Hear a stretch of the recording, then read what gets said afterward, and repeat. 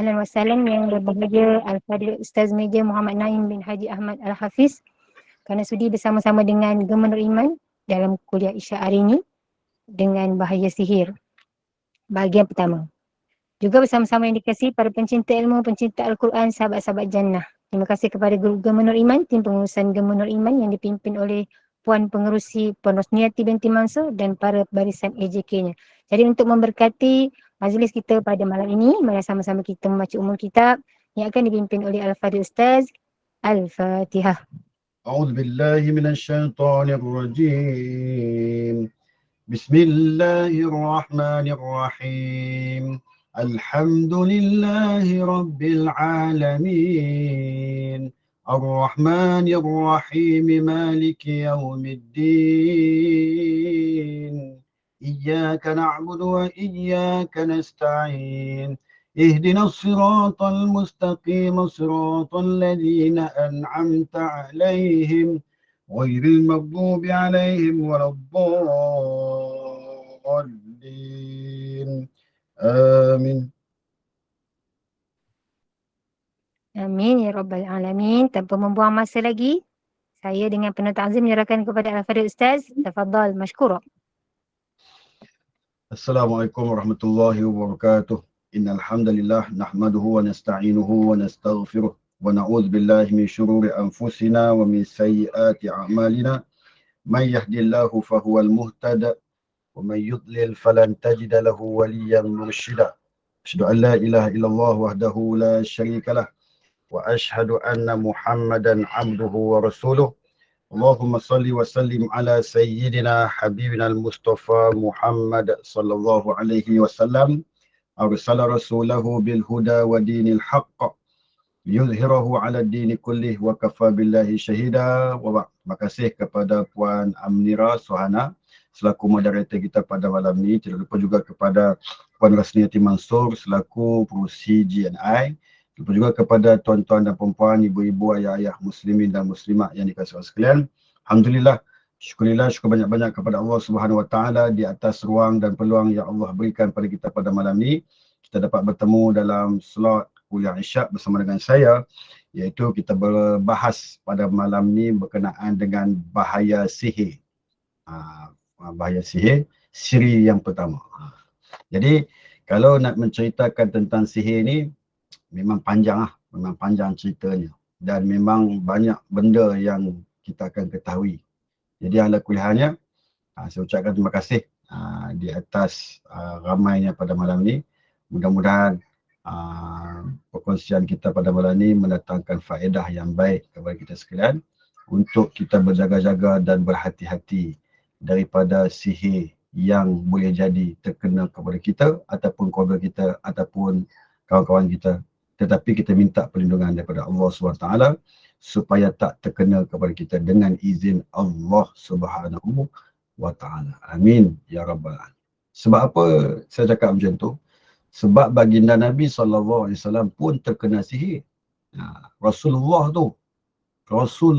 pun terkena sihir. Siapa yang menyihir Nabi, Ustaz?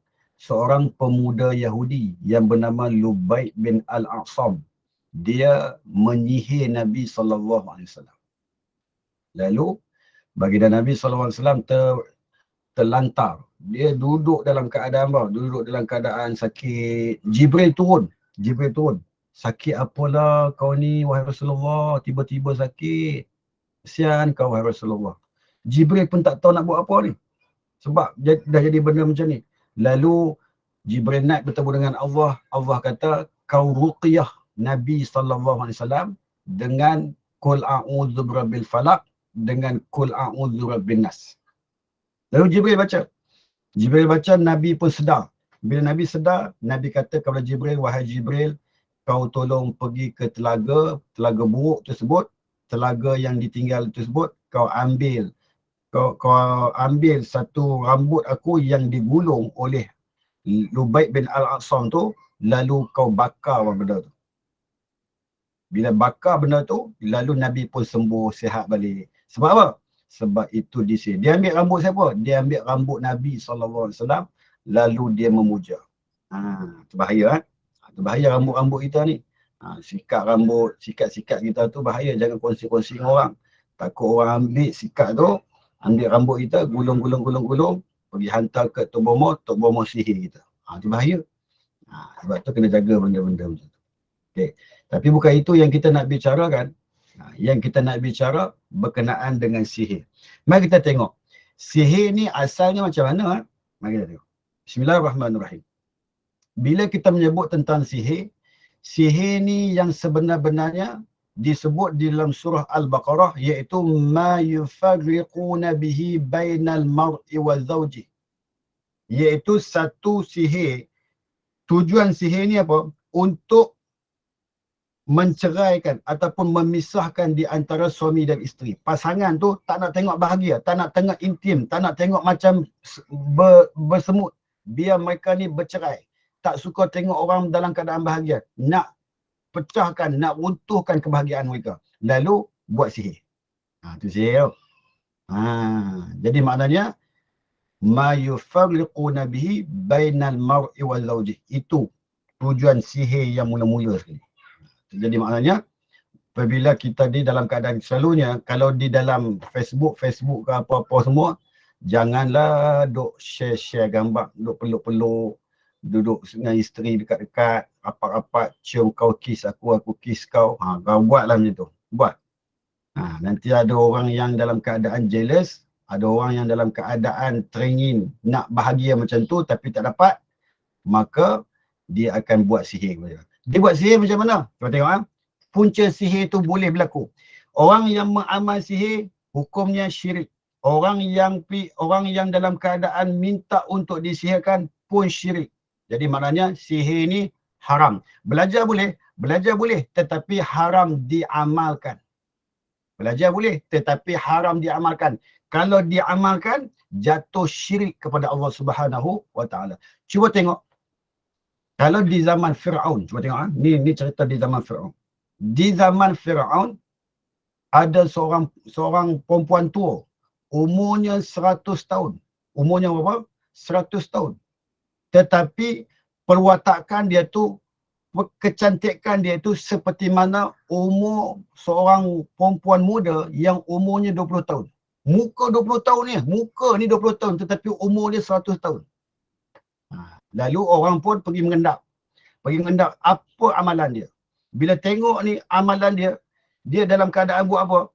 Dia bila orang mengendap dia, waktu dia duduk berseorangan diri tu, ada binatang masuk di dalam jasad dia. Lalu dia menjadi muda.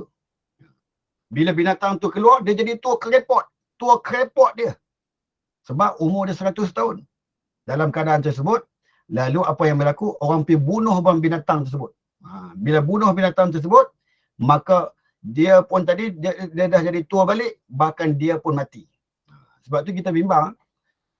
Sebab tu sihir ni terbahagi kepada dua. Yang pertama, sihir waqi'i nama dia. Sihir waqi'i ni maksudnya apa? Terang-terang kita nampak memang sakit betul. Terang-terang kita nampak dia ni memang betul-betul sakit. Yang kedua, sihir khayali. Maknanya kita nampak pada mata kasar kita macam betul, tetapi hakikatnya khayal. Hakikatnya benda tu dikhayalkan kepada kita supaya kita nampak itu betul. Contohnya apa? Contohnya macam ni lah. Macam apa?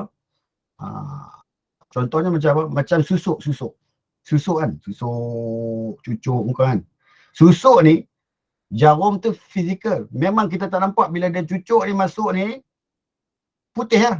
Dia jadi muda, dia jadi kulit tegang, dia jadi comel, dia jadi cantik, dia jadi cute, dia jadi cantik semua.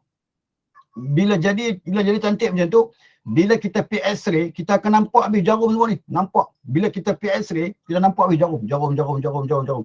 Tetapi semuanya itu akan membinasakan dia di saat-saat hampir kematian dia. Bahaya tu.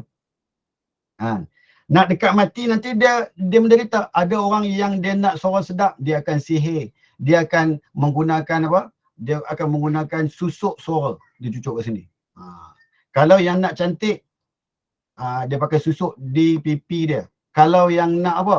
Yang nak ramping pinggang, cucuk tu lah. Sihir, dia cucuk pula. Dia punya apa tu?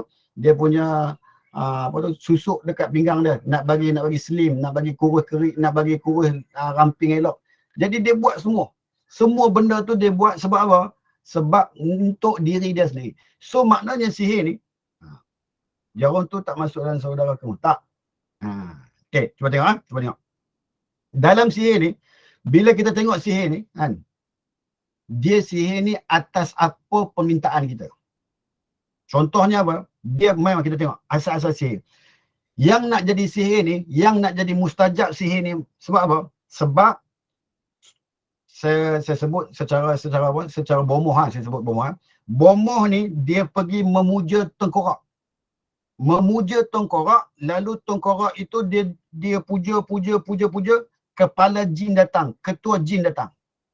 Bila puja saja benda-benda yang boleh menjadikan kita syirik kepada Allah, contohnya kita puja apa? Puja tengkorak. Puja, bapak jin datang. Dia kata apa? Aku datang sebab kau sudah memuja aku. So, apa yang kau nak? Nampak? Jin ni tanya, apa yang kau nak? Lalu dia kata apa? Aku nak muka aku cantik. Aku nak kau pisahkan pasangan mempelai yang baru kahwin tadi. Sebab dia sudah menolak cinta aku. So, kau kembalikan balik cinta dia kepada aku, biar mereka bercerai. Jin tu buat. Bila jin tu buat, sampai dia masukkan benda-benda yang boleh menjadikan dia ni lupa dah suami dia. Dia tengok muka suami dia, dia jadi benci. Dia tengok muka isteri dia, dia jadi meluat. Dia nak duduk bersama, tidur sebilik, dia jadi menyampah. Menyampah tu sihir. La ilaha illallah. Jadi maknanya apa? Maknanya sihir ini bahaya. Bahaya sangat-sangat. Bahaya. Sebab itu kita jangan mendedahkan sangat apa yang boleh menjadi dengkinya manusia kepada kita di dalam alam maya ataupun medsos kita yang boleh mendatangkan kecemburuan manusia kepada kita. Okay.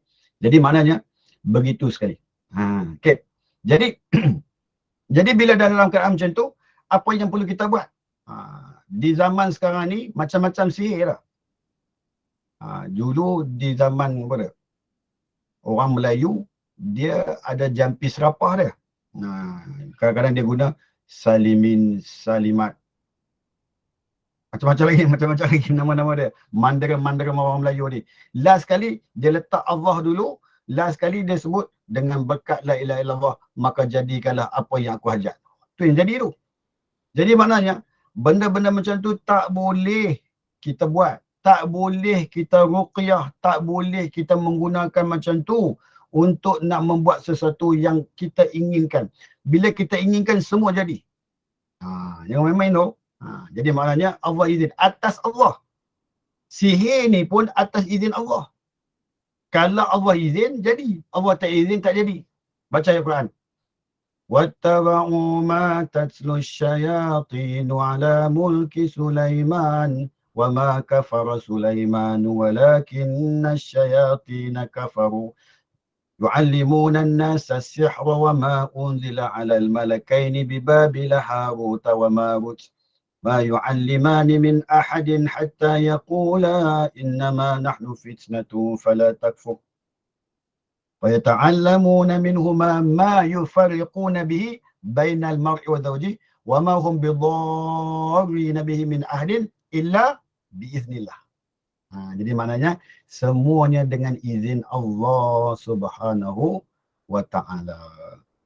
Soalan, Ustaz, macam mana kita nak tahu kata kita tu kena sihir? Itu. Okay. Macam mana kita tahu kata kita tu kena sihir, Ustaz? Yang ni saya bukan suruh buka soalan. So jangan tanya soalan lagi. Biar saya cakap habis dulu baru boleh menyampuk. Jangan menyampuk. Lagi saya terpotong point nanti. Habis. Kita dah terskip banyak-banyak benda nanti. Kurang kita faham tentang benda-benda ni. Jadi tuan-tuan dan perempuan, ibu-ibu, ayah-ayah, muslimin dan muslimat yang dikasihi sekalian. Maka kita faham. Sihir ni benda yang syirik kepada Allah SWT bagi yang mengamalkannya. Jadi jangan beramal dengan sihir. Jangan beramal dengan sihir. Jangan beramal dengan sihir. Orang yang beramal dengan sihir, orang itu adalah seorang manusia yang melakukan syirik kepada Allah. Bahkan manusia yang memutuskan usahanya untuk mencari rahmat Allah. manusia yang kecewa dengan rahmat Allah, manusia yang tidak ada usaha untuk nak mendapatkan rahmat Allah, bahkan manusia yang dimurkai Allah di atas perangainya yang sedemikian. Macam tu. Jadi maknanya fahamlah kita bahawasanya jangan kita jadi manusia yang beramal dengan sihir. Okay. Itu ceritanya. Sekejap Jadi kita nak tengok. Kita nak tengok sikit beberapa amalan yang boleh kita buat untuk kita nak tahu kata benda tu benda sihir. Macam mana kita nak tahu kan benda tu sihir? Sihir ni dia memakai jin. Dia memakai jin. Santau tu pun sebahagian daripada sihir. Dia nak jadi santau tu pun dia mesti cari benda-benda yang khurafat tu. Dia mesti cari benda-benda yang boleh mensyirikkan Allah tu. Orang yang beramal santau, sihir, lagi apa, manderam, semuanya itu adalah syirik pada Allah SWT. Khurafat. Khurafat belaka. Jadi maknanya bila dia buat benda syirik, jin datang bantu. Jin datang bantu. Ataupun dia pergi memuja di mana? Di busut-busut. Wahai busut, tolong aku busut. Aku ni baru diputuskan pertunangan. Tolonglah bantu aku, kesian kat aku. Lalu dia pun balik. Setelah dia memuja, dia balik. Malam tu dia mimpi, dia kata apa? Besok kau pergi letak kepala kambing, kemudian kau letak pulut kuning, kemudian kau letak telur ayam, kemudian kau letak duit RM32.25 di situ. Dia pun letak. Malam tu, bila dia letak malam tu juga perempuan yang dia puja tu akan bermimpi dia jatuh daripada bangunan yang tinggi. Oh, bom. Mimpi kena patuk ular. Pak. Mimpi duduk di tempat-tempat najis. Mimpi ada orang bagi bayi dekat dia lalu dia menyusu bayi tersebut. Sedar tak sedar, dia sudah terkena sihir. Kerana kawan dia yang diputuskan tunang itu menyihirkan dia. Dengan sebab memujanya kepada busuk tersebut. Lalu bapa jin itu bantu dia. Bila bapa jin ni, dia akan hantar tentera dia. Bapa jin ni dia tak buat kerja. Dia hanya hantar tentera dia saja. Bila dia hantar tentera dia, dia kata apa? Kau pergi masuk perut dia, kau jangan keluar. Ini janji dia. Kau pergi masuk dalam perut dia, kau jangan keluar. Itu janji dia. Sebab itu, kalau kita berubah orang, dia kata, aku tak nak keluar, tuan aku marah. Tuan aku marah tu bapa jin lah. Bapa jin marah. Aku tak nak keluar, aku takut. Dia, aku nak jaga dia, aku suka kat dia. Tuan aku marah aku kalau aku keluar, aku tak boleh keluar daripada dia sebab tuan aku marah. Sebab perjanjian. Perjanjian dia macam tu. Jadi maknanya, dalam keadaan tersebut, dia tak keluar. Macam mana nak keluar? Guna ayat Quran. Jangan guna benda-benda yang lain. Setengah orang dia kata apa? Kalau kena sihir ni, kena pergi cari orang yang beramal dengan jin juga. Baru selamat. Tak selamat hukumnya. Siapa yang beramal pergi cari Tok Bomo, pergi cari Tok Mo, pergi cari Tok Cha, semuanya tak selamat. Semuanya khurafat. Semuanya boleh membatalkan akidah kita. Bahkan Allah tidak akan terima solat kita selama 40 hari. Kalau kita mati dalam keadaan tersebut, mati kafir. Itu dia. Bahaya tu. Pergilah jumpa Tok Bomo. Ustaz, kita ni puas dah Ustaz berubat merata dah Ustaz. Kita nak pergi jumpa Tok Bomo. Saya baru ni, saya cukup menyampah seorang baru ni. 2 hari lepas. Dia call saya. Assalamualaikum Ustaz ada kat mana? Ustaz boleh tengok saya tak dari jauh? Saya kata tengok dari jauh saya tak boleh. Tak boleh. Tak boleh kan? Tak apalah Ustaz, kita nak pergi tempat lain lah. Pergi ikut hang. Ada aku kisah kau nak pergi jumpa siapa pun. Aku tak suruh kau jumpa aku pun. Kan? Saya geram. Lepas tu 15 minit dia telefon balik. Assalamualaikum Ustaz. Kita tak jadi jumpa dengan orang tu. Kita nak tunggu Ustaz. Tengok tu perangai tu.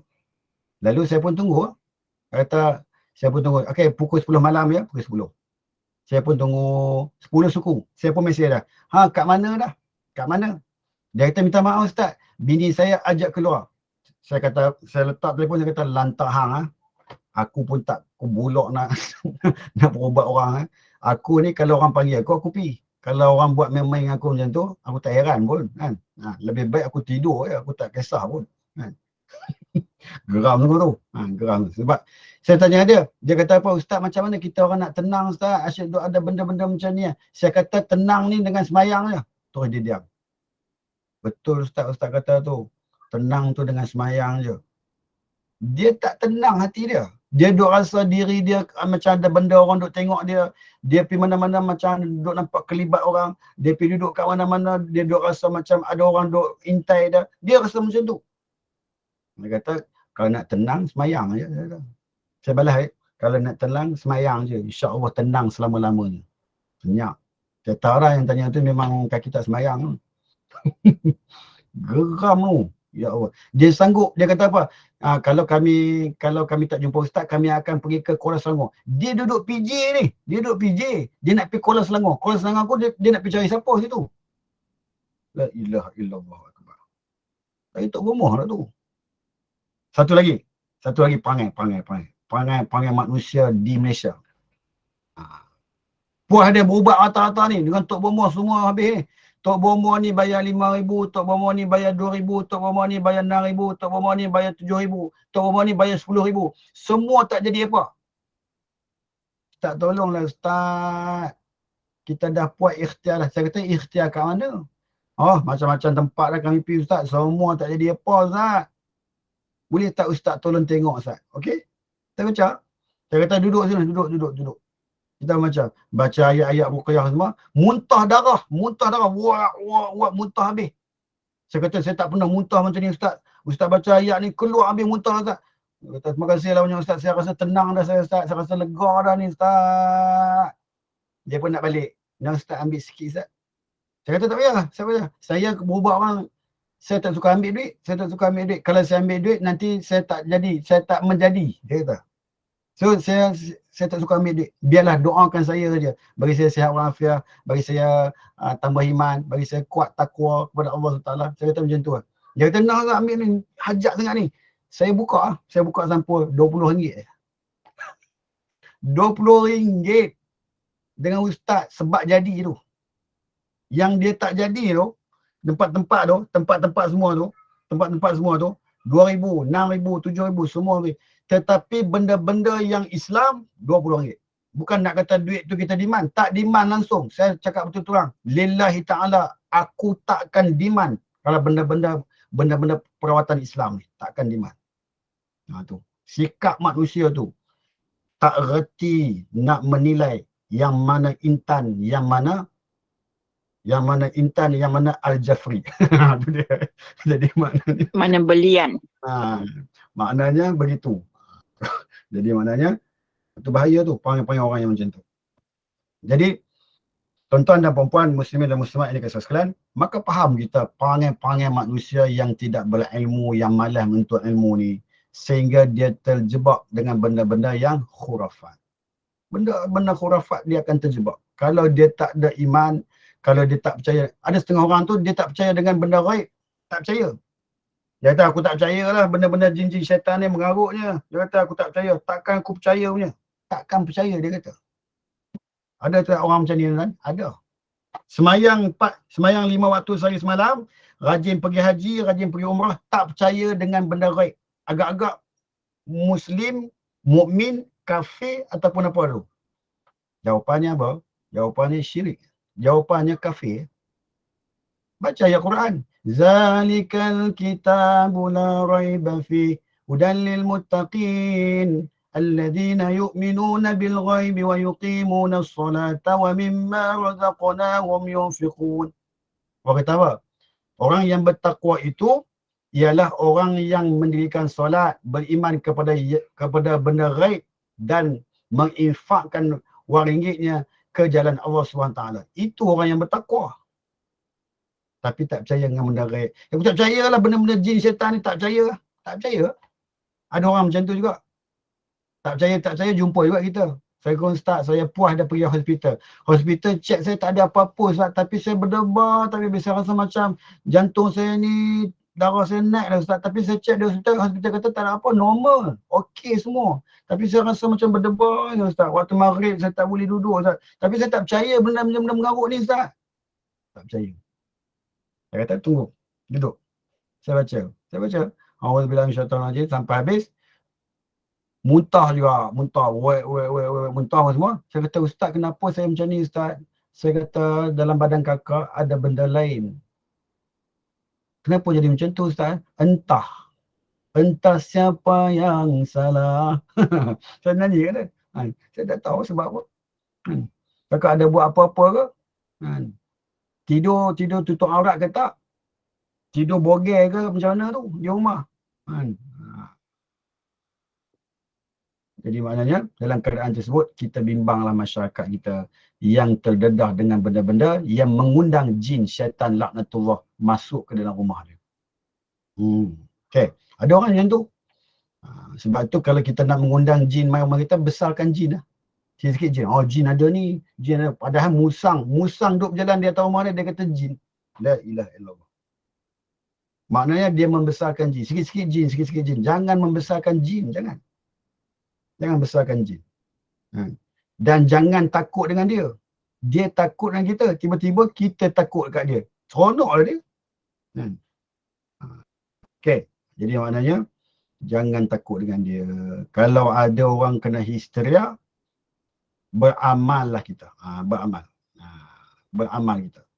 Amalan kehidupan kita seharian kena ada. Jangan waktu orang kena histeria, kena rasuk, baru kita nak beramal. Waktu tu jin gelak. Jin gelak aja tu. Kita duk belajar malam ni, kita kata apa? Baca Yasin, baca ayat kursi. Tiba-tiba setelah kita cerita malam ni, dia pun tak beramal. Bila tak beramal, tiba-tiba ada anak dia kena rasuk di rumah dia.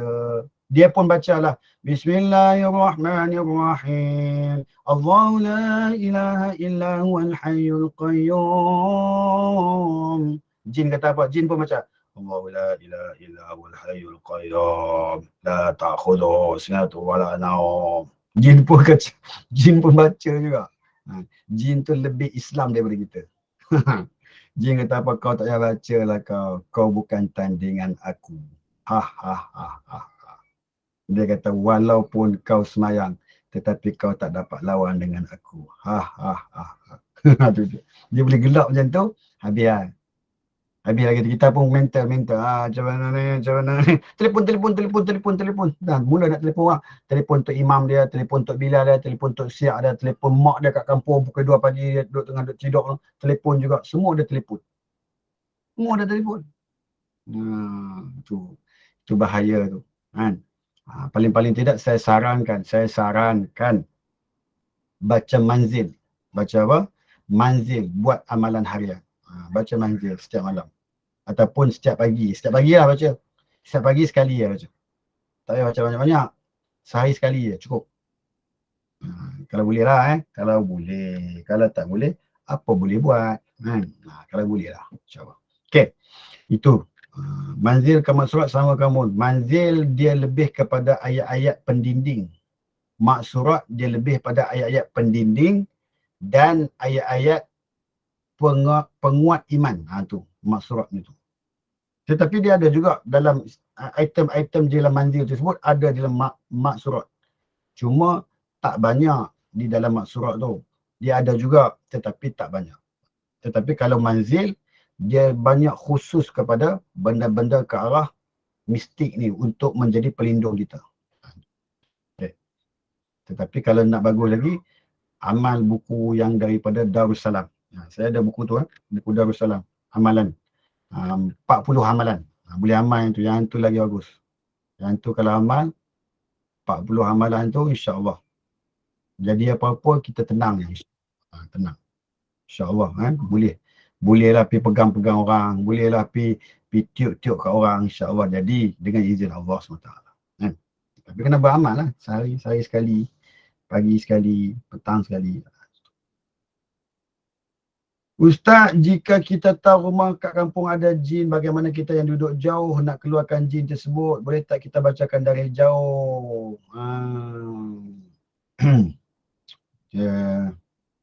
Kita duduk jauh tak boleh, kita kena pergi ke rumah tersebut. Pergi ke rumah tersebut, baca ayat kursi, baca yasin, niat supaya Allah keluarkan jin syaitan laknatullah daripada rumah tersebut.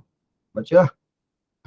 Macam saya, pengalaman saya, waktu di Senawang, ada orang panggil saya, Ustaz, mai rumah kami, Ustaz, rumah kami ni saya rasa tak tahulah, macam bunyi macam orang jalan, bunyi macam orang duk bunyi suara Assalamualaikum lah, macam-macam lah, orang ketuk pintu lari lah, apa semua. Macam mana Ustaz, tolong Ustaz datang rumah kami, Ustaz. Saya pergi datang, saya buka yasin. Bismillahirrahmanirrahim. Yasin wal Qur'anil Hakim, innaka laminal mursalin ala siratin mustaqim, tanzilal azizir rahim. Tengah baca tu, orang yang duduk di dalam rumah tersebut, dia kata apa? Ustaz, saya nampak kelibat lari keluar. Dia kata Allah memberi petunjuk kepada kita. Allah memberi petunjuk kepada kita. Allah menyahkan, saya sebut bahasa tu, menyahkan jin syaitan setelah kita letakkan Al-Quran di dalam rumah kita, untuk didengarkan Al-Quran di dalam rumah kita. Jika dipasang CD baca Al-Quran sentiasa, macam mana Ustaz boleh berkesan ke? Boleh berkesan, tetapi persentage dia tak kuat. Lebih baik kita yang baca, sebab kita tuan rumah tu. Kita yang baca, kita duduk rumah tu, kita lah baca. Sekurangnya ada amalan bagi kita. Kalau kita pasang CD, sambil kita duduk tengok TV, tengok bola, sambil pasang juga, sambil duduk tengok bola. Jadi tak? Jadi. Jin gelak lah, cantik lah, dia ni bagus lah, betul, pasang saja lah. Dia pun tak baca, dia ni kawan aku, tapi dia nak halau aku. Tapi dia tak bersungguh-sungguh. Jin perli kita pula. Okay. Jika dibaca tu, perlukah kita buka semua tingkap? Tak perlu, buka pintu sikit je. Buka pintu sikit. Pintu-pintu buka. Tingkap tak perlu. Pintu saja buka. InsyaAllah. Nanti Ustaz ajar doa untuk selamatkan rumah kita. Selamatkan rumah kita. Okay. Bagaimana nak tahu badan kita ada gangguan, Ustaz? Maaf, baru masuk kuliah. Gimana masuk? Macam mana kita nak tahu badan kita ada gangguan? Yang pertama, bila dengar azan, kita bergemuruh, kita berdebar dada kita. Tu kena tu. Ada lah tu. Kemudian, malam-malam kita bermimpi. Mimpi jatuh daripada bangunan yang tinggi. Mimpi kena patuk ular. Mimpi dapat bayi, kemudian kita nyusukan dia. Mimpi kita didatangi manusia yang lain, nenek kebayan, datang berjumpa dengan kita dan bercakap dan berjabat salam dengan kita. Tu kena semua tu. Jadi, banyak lagi benda-benda yang menjadi penyebab alamat-alamat yang kita kena gangguan tersebut. Banyak.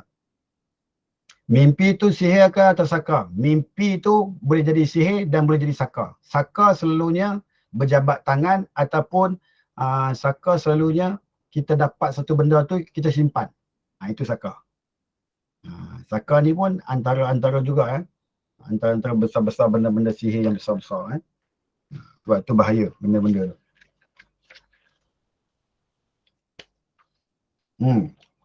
Ada lagi tak? Tadi ada beritahu ada buku amalan, apa nama buku tu? Manzil nama dia. Nama dia Manzil. Manzil. Manzil lah nama dia. Manzil nama dia. Ustaz, anak saya mimpi bersetubuh dengan orang tak kenal. Mimpi bersetubuh dengan orang tak kenal. Dia nak datang balik tu. Biarlah dia mimpi dengan siapa pun, nak setubuh dengan siapa pun. Dia nak datang balik. Jika ada orang nampak ada beruk besar atas dada pesakit, macam mana tu Ustaz?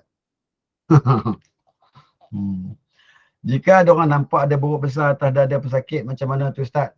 Boleh jadi itu sihir, boleh jadi itu sihir khayali. Sihir apa? Sihir khayali. Ataupun saka dia yang menjadi pendinding dia. Itu memang tu. Mohon kalau badan lebam-lebam tu tanda apa ya? Tanda gigitan jin kepada kita. Sebab kita tidur mendedahkan aurat. Sebab kita tak menjaga aurat kita sewaktu kita tidur. Lalu kita bebas, kita tidak ada baca apa. Lalu kita tak boleh solat. Lalu senanglah dia untuk nak menggigit kita. Okay, Ustaz, macam mana nak hapuskan sihir yang dihantar selalu tanpa henti? Dia masuk hitam, dan makhluk hitam besar bersama pesakit. Itu pun bahaya, takut-takut saka tu. Takut-takut saka tu. Sebab tu saya kata, ada orang kan, cuba tengok kan. Ada orang yang saka ataupun dia amal dengan apa? Amal dengan apa? Yang tadi kita sebut tu, jarum ni, masuk jarum ni. Aduh. Susuk. Ada orang susuk supaya nyawa dia panjang. Dia asalnya mati dah. Di Mesir ada orang tua tersebut. Di Mesir orang tua tu beramal dengan sihir. Beramal dengan susuk, lalu dia susuk dia tu untuk dia senantiasa nampak muda. Ada. Lalu bila dia sakit dan terlantar di hospital, hakikatnya dia dah mati dah. Bila orang tahu kata dia dah mati dah, doktor pun sah, dia ni dah mati dah. Tetapi mata dia duk kelip, buka, tutup, buka, tutup, buka, tutup, buka, tutup, buka, tak habis-habis lagi. Macam mana tu? Jadi maknanya dia adalah orang yang beramal dengan susuk tersebut. Jadi macam mana nak clearkan dia, Ustaz? Clearkan susuk dia, kemudian dia akan pergi macam tu dengan izin Allah SWT, dia akan keluar dalam keadaan yang aman. Sebab tu susuk ni bahaya. Tak payahlah pakai susuk lah, pakai bedak cukup lah. Nak cantik-cantik nak buat apa? La ilaha illallah. Macam cantik sangat kan? Cantik. Akhlak runtuh buat apa? Tak payahlah. Allah bagi kat kita tu cantik dah. Kan? Tak payahlah nak jadi ratu lah, nak jadi idola manusia. Tak payah. Kan? Cukuplah apa yang Allah berikan kepada kita tu cantik dah semua. Hidung pun turun bawah, telinga pun capang sikit, bulu mata pun macam Zain Azin sikit, kan? Jadi cukuplah sikit-sikit. Tak payahlah pelik-pelik sangat nak bubuh, kan? Pakai bedak sejuk cukup. Nak kemas lagi bubuh timun, tempek timun. Lagi kemas lagi cantik sikit lah. Perlu dibuang ke susuk tu? Ya, perlu. Kalau tak dibuang, bimbang roh dia tak ke mana. Roh dia beredar di kawasan tersebut. Itu bimbang.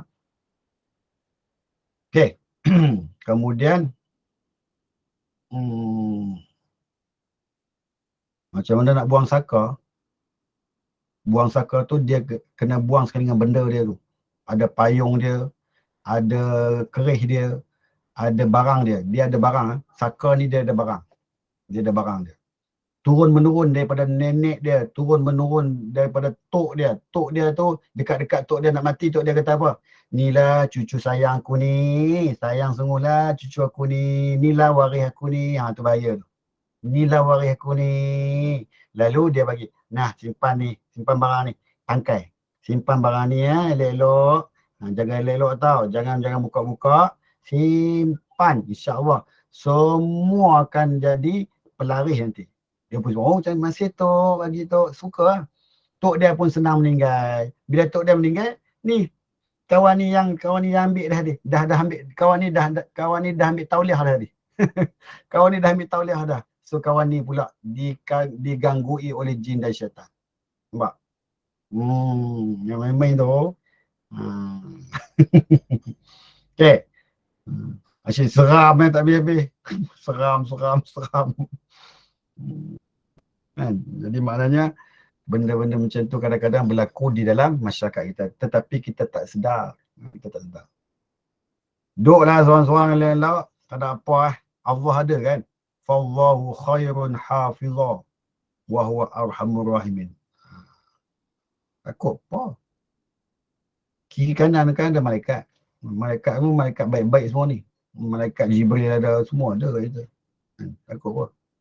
Okay. Ya. Jadi maknanya sihir ni sihir benda yang bahaya.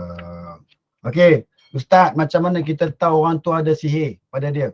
Baca ayat-ayat sihir, dia terdetik, dia bertindak agresif setelah kita membaca ayat-ayat sihir. Contohnya ayat apa? Contohnya kita baca واتبعوا ما تتلو الشياطين على ملك سليمان وما كفر سليمان ولكن الشياطين كفروا يعلمون الناس السحر. Waktu kita sebut tu, wattaba'u tu dia dah mula dah. Tu sihir tu. Kena lah. So kita yang menjadi pengamal perubatan Islam ni, bila kita baca ayat tu, kita tahu dah, dia sakit sihir. Kita pun tahu dah, kalau sihir ni, kita akan fokus kepada ayat sihir saja untuk membakar dia. Kita akan amal lah. Sihir. Kita amal ayat sihir. Baca lagi. وَقَالَ فِرْعَوْنُ ائْتُونِي بِكُلِّ سَاحِرٍ عَلِيمٍ فَلَمَّا جَاءَ السَّحَرَةُ قَالَ لَهُم مُوسَى أَلْقُوا مَا أَنْتُمْ مُلْقُونَ فَلَمَّا أَلْقَوْا قَالَ مُوسَى مَا جِئْتُم بِهِ السِّحْرُ إِنَّ اللَّهَ سَيُبْطِلُهُ إِنَّ اللَّهَ لَا يُصْلِحُ عَمَلَ الْمُفْسِدِينَ. InsyaAllah benda tu akan sakit. Panas. Dia akan jadi macam tu.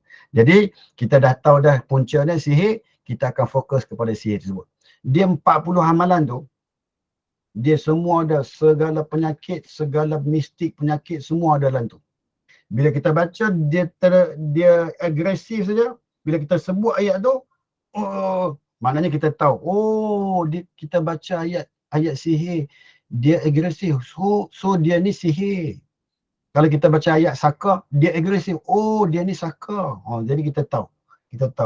Dia punya punca-punca dia. Jadi kita akan fokus, bagi orang yang mengamal perubatan Islam, dia akan fokus ayat-ayat tu untuk diulangi sampai kita boleh bercakap dengan dia. Contohnya kan, bila dah kita baca dah amalan, dia pun dah rasa, aku dah sakit. Kediam.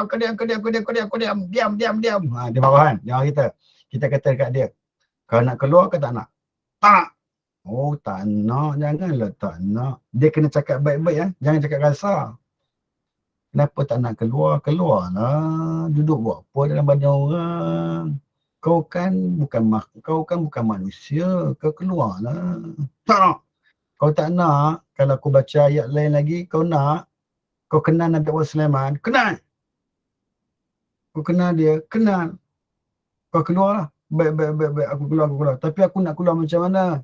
Dia kadang-kadang dia tanya kita, aku nak keluar macam mana? Okey, kau buka mulut. Okey, aku buka mulut. Lepas tu, kau keluar. Tapi aku sayang dia. Tu mula tu. Dia main. Tapi aku sayang dia. Kenapa dia takut dengan Nabi Allah Sulaiman? Sebab Nabi Allah Sulaiman pemerintah dia. Nabi Allah Sulaiman kan pemimpin makhluk-makhluk Allah dulu. Jin ni dia takut dengan Nabi Allah Sulaiman. Sejarah Nabi Allah Sulaiman tu, waktu Allah bagi kuasa kepada Nabi Allah Sulaiman, suruh perintahkan jin. Nabi Allah Sulaiman perintahkan jin Ifrit untuk membenarkan mahligai dah. Tunggu ni. Jin ni dia buat istana tu takut sebab takut dengan Nabi Allah Sulaiman. Sebab Nabi Allah Sulaiman duk tunggu ni. Tengok. Takut tu. Takut. Sampailah jin habis dah buat istana, Nabi Allah Sulaiman duk diam lagi. Rupanya Nabi Allah Sulaiman dah meninggal, dah wafat. Sewaktu melihat jin sedang membina istana dia. Macam tu. Jadi ketakutan dia tu daripada zaman dulu sampailah kiamat dia takut dengan Nabi Allah Sulaiman AS. Sebab tu kalau kita nak tundukkan jin ni, dia ada ayat ada innahu min Sulaiman wa innahu bismillahirrahmanirrahim alla ta'lu alayya wa'tuni muslimin. Apa maksud ayat tu? Sesungguhnya aku ni tinggi daripada engkau lagi wahai jin. Waktu ni hang kena tunduk dengan aku muslimin. Sebab kami ni orang Islam, kami tinggi martabat kami. Jadi dia dengar ayat tu, dia pun surrender. Bila kita cakap apa, semua dia ikut kita. Okay. Jadi sebelum kan, kalau berlaku apa-apa, kalau ada orang kena rasuk hantu, relax. Amal ayat ni dulu. Baca 40 kali. Innahu min Sulaiman wa innahu bismillahirrahmanirrahim. Alla ta'lu alayya wa'tuni muslimin. Innahu min Sulaiman wa innahu bismillahirrahmanirrahim. Alla ta'lu alayya wa'tuni muslimin. Baca 40 kali. Setelah 40 kali, pilah rumah orang tu. InsyaAllah. Pi rumah tu. Pi rumah tu yakin. Dan cakap kadang, hai, keluar. Dia akan ikut apa yang kita kata. Sebab apa? Sebab kita dah ada bekalan ayat tadi yang menjadi azimat, yang menjadi mukjizat supaya makhluk-makhluk Allah, jin, syaitan semua akan tunduk dengan kita punya cakapan, lalu mereka akan turut apa yang kita kata. Okey. Mun arwah atuk saya ada suruh saya amalkan ayat falamma lah. Yang baca tadi untuk jadi peninding diri dari umur 2 tahun sampai hari ini saya amalkan. Baguslah, amal lah. Falamma alqaw qala Musa ma ji'tum bihi sihr innallaha sayubtilu innallaha la yuslihu amalal mufsidin wa yuhiqqullahu al-haqqa bi kalimatihi wa la karihal mujrimun. Okey. Tak payahlah tanya surah apa, kan? Tanya surah apa takut tak salin lagi. Takut tak kata apa? Tak payah amal lah, ambil tahu macam tu sudahlah. Saya bukan nak ajar ibu-ibu semua jadi perawat Islam. Tak. Saya nak cerita, saya nak dedahkan Al-Quran tu sendiri. Bahkan saya nak dedahkan bahawasanya sihir tu bahaya je. Jangan risau. Saya tak ajar pun. Saya takkan bagi ijazah. Bahkan saya takkan ajar pun cara-cara nak berubat orang. Tak ada. Saya cerita saja tentang sihir tu. Kan? Itu. Jadi dengar-dengar tu bolehlah amal. Oh surah tu, oh ayat tu, okey. Oh gitu. Ayat ni macam dah biasa dengar dah. Oh gitu, okey. Itulah. Jadi ibu-ibu, ayah-ayah, tuan-tuan dan puan-puan yang dikasihi sekalian, maka faham kita. Faham apa? Bahawasanya sihir itu sangat-sangat teruk. Jadi saya sarankanlah, dia ayat-ayat apa pun, semuanya adalah mukjizat Allah Subhanahu Wa Taala yang akan melemahkan keegoan makhluk-makhluk Allah. Ingat tu. Ingat ini. Semua ayat Al-Quran adalah mukjizat Allah SWT yang akan melemahkan keegoan makhluk-makhluk Allah dengan apa-apa ayat sekalipun. Berdasarkan keyakinan kita pada ayat-ayat yang kita bacakan tersebut, maka ianya akan menjadi azimat kepada kita di atas apa yang kita baca. Salah satu juzuk, salah satu ayat daripada Al-Quran itu menjadi penawar segala penyakit. Kena ingat tu. Tak semestinya kita baca ayat sihir orang tu sihat, tak. Boleh jadi dengan baca Fatihah saja semua boleh sihat. Okey. Jadi maknanya Ustaz baca ayat tu ada angin besar nak keluar macam nak senyawa. Alamak. Sorry ya.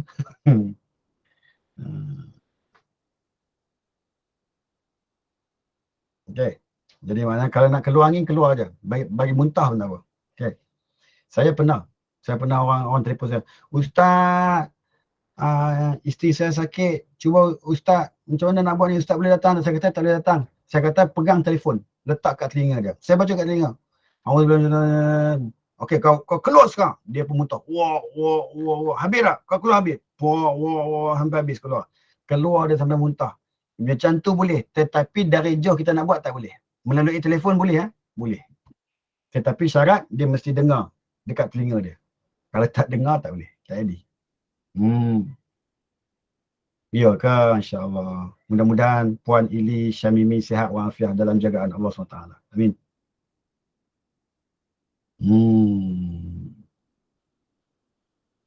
Puan Ili Syamimi kat mana sekarang ni?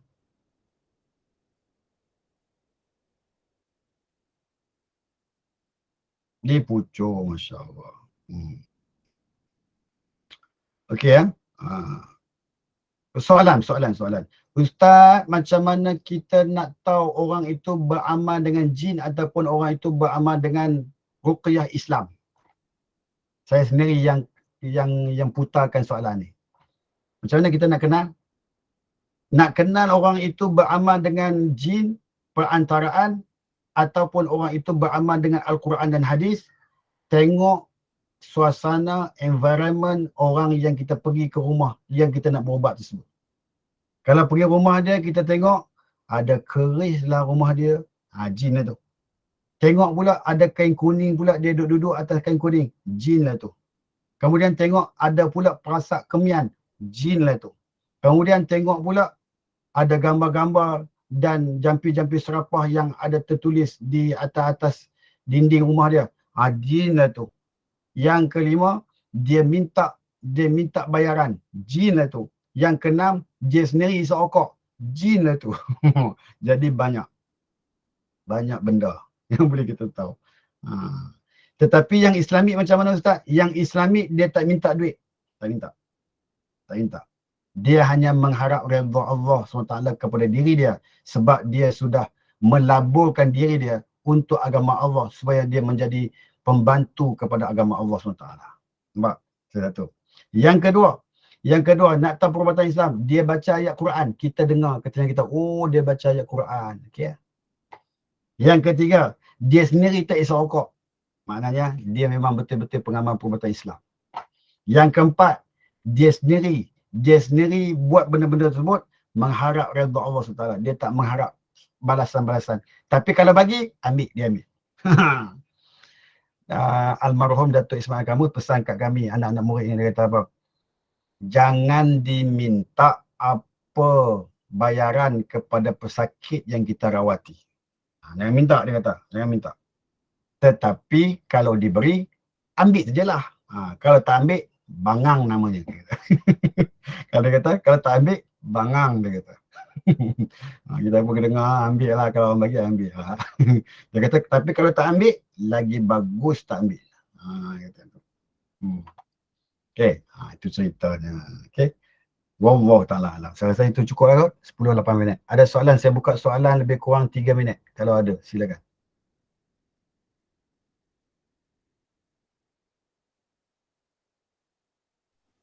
Assalamualaikum Ustaz. Tak boleh pakai baju kuning kan gitu.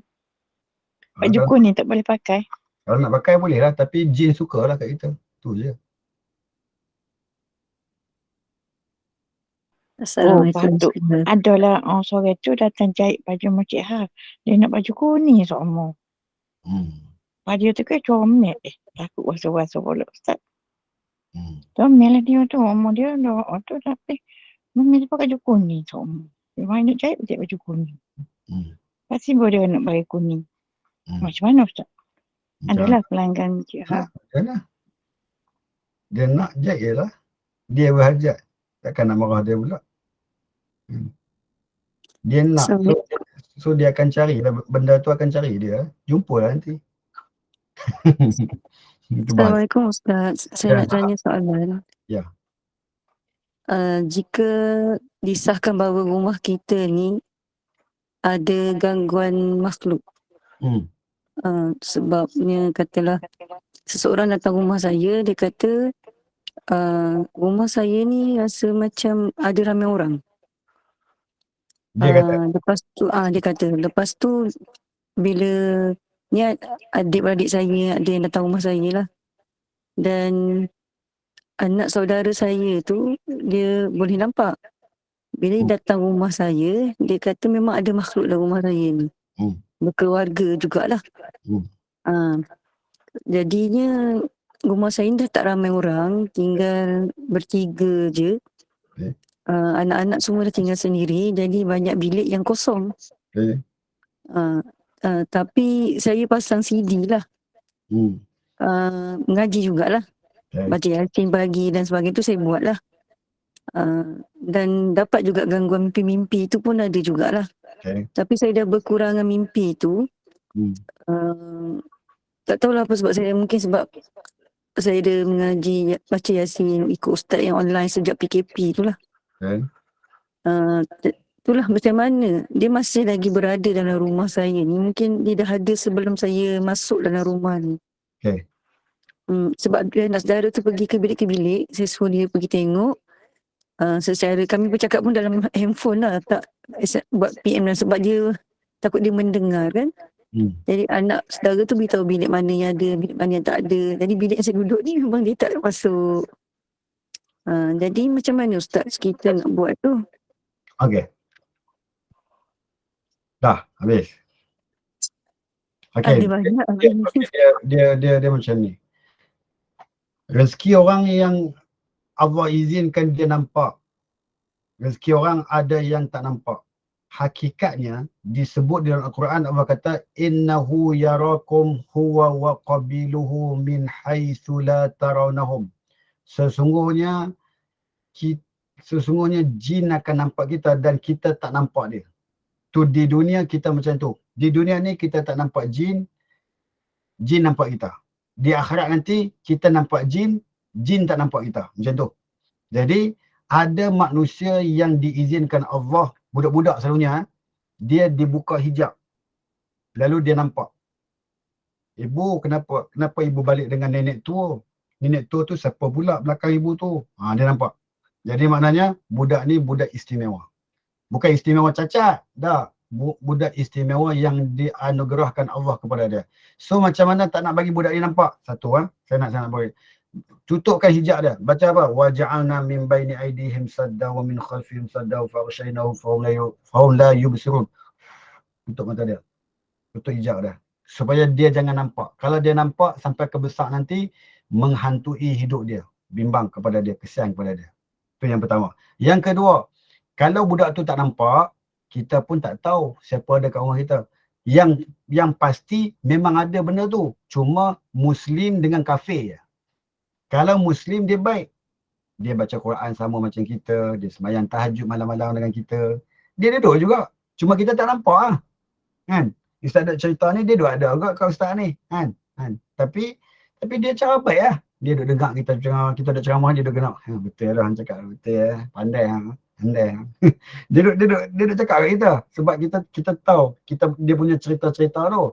Jadi mana bila dia hadir, dia Muslim. Dia tak kacau kita. Muslim, dia takkan kacau kita. Yang kacau kita tu kafir. Sebab tu bila orang kena rasukan tu, kena histeria, kena kerasukan, bila dia rasuk tu, kita baca ayat-ayat Quran, dia dah lemah, dia dah rasa macam aku nak keluar. Tetapi aku nak masuk Islam, tolonglah ajar aku Islam. Kau nak masuk Islam? Ya, nak masuk Islam. Aku masuk Islam baru aku nak keluar. Aku takut Allah azab aku nanti di akhirat kelak. So aku nak masuk Islam. Ajarkan aku Islam. Kita ajar dia Islam. Nak masuk Islam betul ke? Betul. Okay. Kau mengucap. Asyhadu alla ilaha illallah wa asyhadu anna Muhammadan. Selalunya jin dia tak boleh sebut Muhammad. Dia tak nak sebut Muhammad. Tetapi kalau dia sebut Muhammad, memang betul-betul dia nak masuk Islam. Muhammadan. Rasulullah. Lalu bila dia sebut Islam, kita letak nama dia. Okey, sekarang ni aku letak nama kau boleh? Okey. Kau nak nama apa? Ikut kau lah, letaklah nama aku baik-baik. Kita kata aku letak nama kau Yusuf boleh? Okey, Yusuf sedap. Okey, kau keluar sekarang boleh? Baik, aku keluar. Aku nak pergi mana ya? Bagi tahu kat dia, pergi ke Masjid Jin di Makkah Al-Mukarramah. Pergi duduk di situ, dengar imam-imam Makkah baca Quran sedap-sedap tu. Baik, aku terbang sekarang. Dia terbang. Okey, buka mulut. Okey, keluar. Nak keluarkan dia baca ayat wa may yattaqillah. Wa may yattaqillaha yaj'al lahu makhraja. Jangan baca laju, baca slow-slow. Wa may yattaqillaha yaj'al lahu makhraja wa yarzuqhu min haitsu la yahtasib. Habis baca ayat tu, tiup di ujung kepala dia. InsyaAllah dia akan keluar. Dia akan muntah. Dia akan keluar. Keluar. Tepuk belakang dia. Tepuk belakang di urat belikat. Dia picit sikit. Dekat bawah ni sikit, dekat tengkok sikit, dekat kepala sikit. Picit. InsyaAllah. Hilang yang tu, bagi dia minum air yang kita ruqyah, InsyaAllah dia akan sihat dengan izin Allah SWT. Okay, macam tu Ustaz, Assalamualaikum Ustaz. Ustaz, apa kalau kita boleh kenal tak Ustaz yang orang-orang yang pengamal ilmu sihir ni Ustaz? Boleh yang kenal? suka nak ganggu-ganggu orang ni. Kita boleh kenal tak siapa macam orang yang pengamal-pengamal ilmu-ilmu yang syirik-syirik ni? Boleh. Ilmu-ilmu khurafat ni, boleh kita boleh kenal dia tak Ustaz? Boleh kenal. Lepas tu boleh kenal. Macam mana kita nak kenal? Okey, macam mana nak kenal? Yang pertama, dia tak semayang. Yang kedua, dia memuja. Dia memuja benda-benda yang khurafat-khurafat ni. Yang ketiga, dia tak boleh tengok kita. Dan dia takkan nak berani nak bersalam dengan kita. Dia takkan berani bersalam dengan kita. Sebab tangan kita ni, tangan yang ada kesan-kesan zikir. Bila dia bersalam dengan orang yang rajin semayang, orang bawa balik masjid nak bersalam dengan dia, dia takkan berani salam. Sebab takut shot tangan dia. Shot lah, saya sebut bahasa shot lah. Maksudnya berbisarlah tangan tersebut. Jadi maknanya dia tak berani salam kita. Jadi orang-orang macam tu, ciri-cirinya yang sikit. Tapi banyak lagi ciri-ciri dia. Tapi tak boleh didedahkan dalam ni.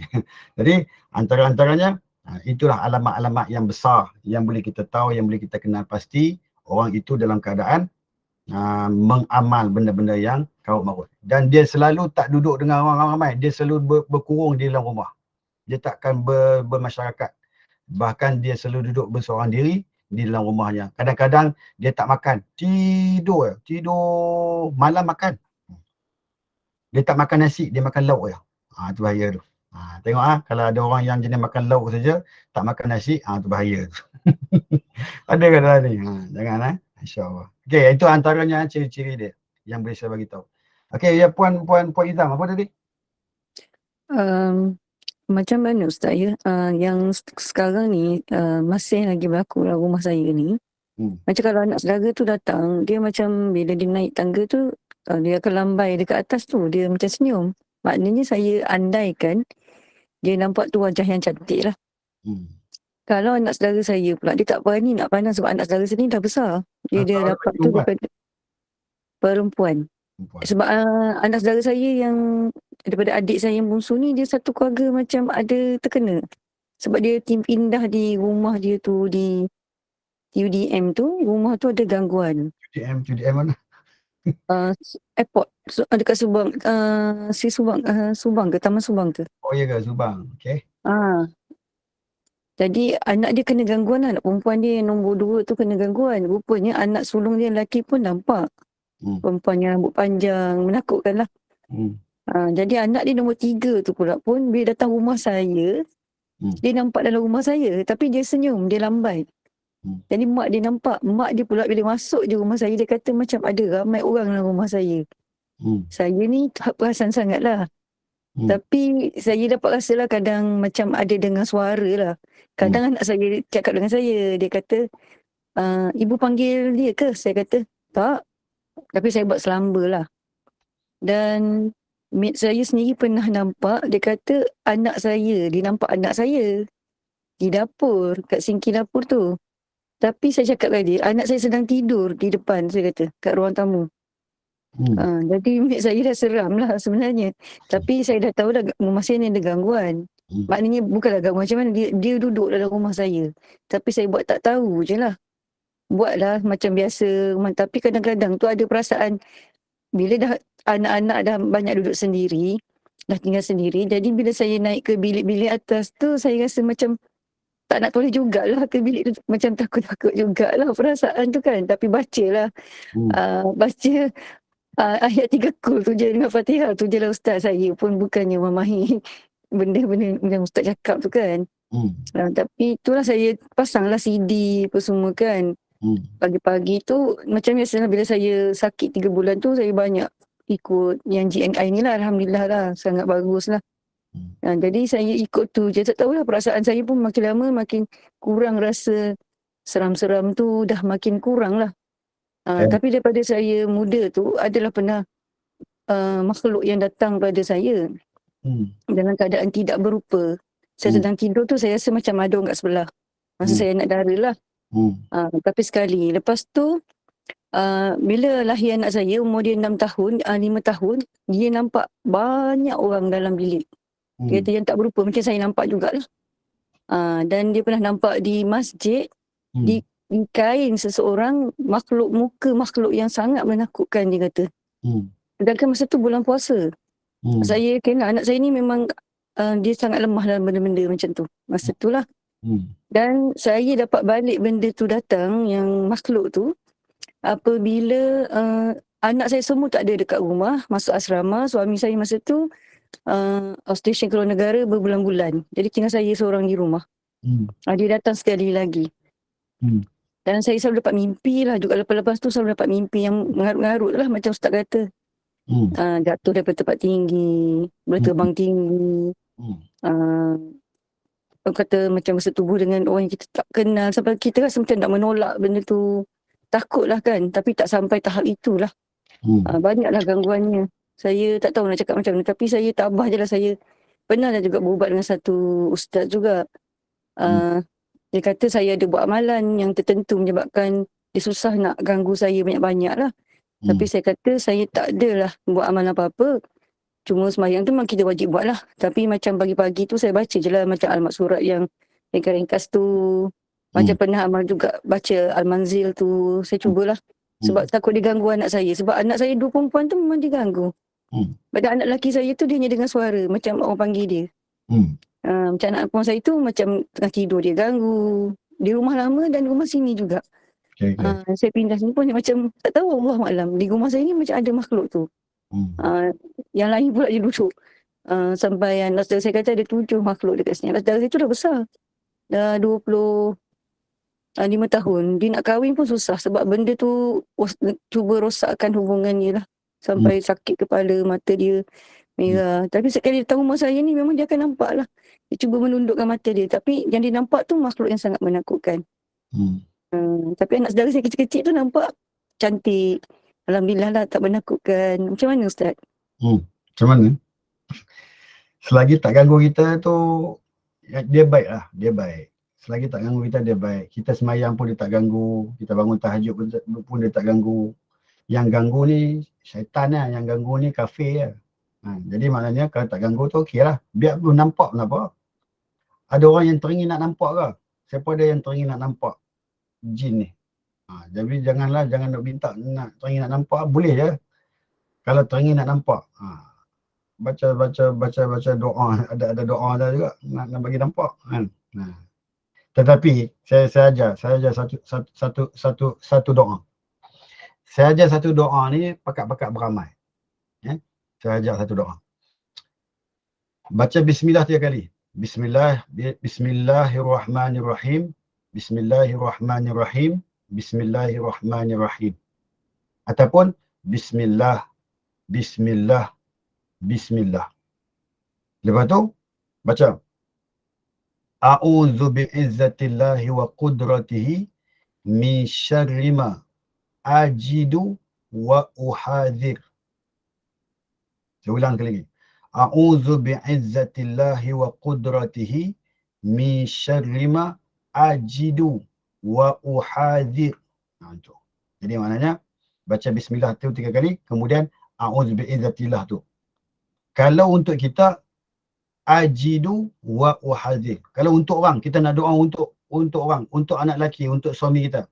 A'udzu bi'izzatillahi wa qudratihi min syarri ma yajidu wa yuhadhir. Itu untuk orang lelaki. Kalau untuk orang perempuan, a'udzu bi'izzatillahi wa qudratihi min syarri ma tajidu wa tuhadhir. Perempuan ta, lelaki ya. Ubah kat situ. Kalau sendiri ajidu wa uhadhir. Doa tu bunyinya macam mana maksudnya? Dengan keagungan Allah yang Maha Perkasa, aku berlindung diriku daripada malapetaka bahaya siang dan malam dan gangguan malapetaka bahaya siang dan malam dan benda-benda yang boleh mengganggu juga aku siang dan malam. Nampak?